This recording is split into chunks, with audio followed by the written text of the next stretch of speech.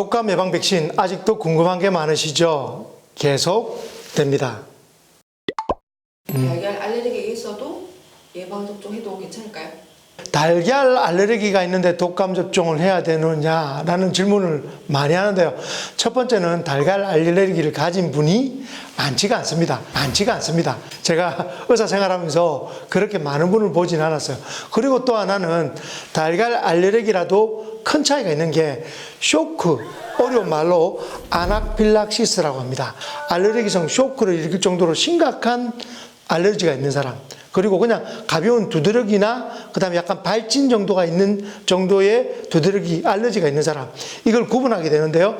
독감 접종은 심각한 쇼크가 있는 사람은 맞으면 안 됩니다. 근데 저는 아직까지도 그런 분을 저는 개인적으로 보지는 못했습니다. 기본적으로 계란인 달걀에 약간 발진이 있거나 약간의 그 알레르기형 증상이 있는 사람들은 독감 접종 크게 걱정하지 않고 맞으셔도 됩니다. 독감 접종 포함해서 대부분의 예방 접종은 그 달걀의 유정란의 그 흰자에서 그 증폭을 시킵니다. 그렇기 때문에 흰자에 들어가 있는 알부민이라고 하는 그 단백질 성분 때문에 이 두드러기를 일으키게 되는데요. 그 성분이 너무 작아요. 너무 작기 때문에 대부분 일반적인 계란 알레르기를 가지고 있는 분도 맞으셔도 큰 문제가 없고요. 단지 심각한 알레르기가 있거나 또는 다른 식품에 의한 알레르기라도 알레르기 증상이 굉장히 심각한 사람들은 반드시 주치의와 상담해서 주치의 관찰하에 맞으시는 것이 중요하고요. 독감 접종은 그 달걀과 연관되어 있는 그 주사만 맞아야 되나요? 라고 하는데 그렇지 않습니다. 세포정식성 그 독감 예방접종도 있어요. 그거는 주로 어떻게 하느냐? 코에 뿌리는 접종 아시죠? 예, 애기들은 종종 하기도 합니다. 그 접종은 이 달걀 유정란을 쓴 게 아니기 때문에 달걀에 알레르기 있는 사람들도 실제로 접종을 해도 큰 문제는 없습니다. 무슨 달걀 알레르기 발언? 응? 달걀 알레르기. 다시 몇 번 해보자. 달걀 알레르기. 왜 이상해? 계속 거기 엄청 웃겼어요 발음이. 아, 발음 새? 내가 원래 뉴저지 출신이라. 올해 무료 접종 대상이 좀 확대됐다고 들었거든요. 올해부터는 독감 예방접종의 무료 접종의 범위가 굉장히 넓어졌는데요.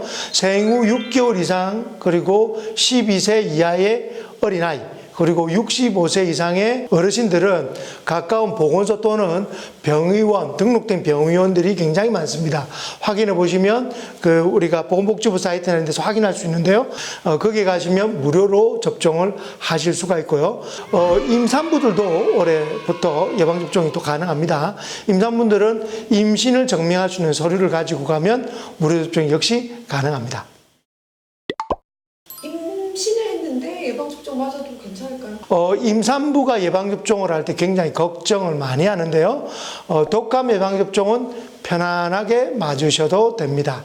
특히 그 독감에 걸리게 되면 어쩔 수 없이 산모가 독한 약들을 먹을 수밖에 없어요. 왜냐하면 독감은 굉장히 일반 감기보다 훨씬 더 증상이 강합니다. 고열에, 그 다음에 심한 기침에, 오한, 그리고 뭐 엄청나게 하여튼 고생을 하죠. 먹지도 못하고.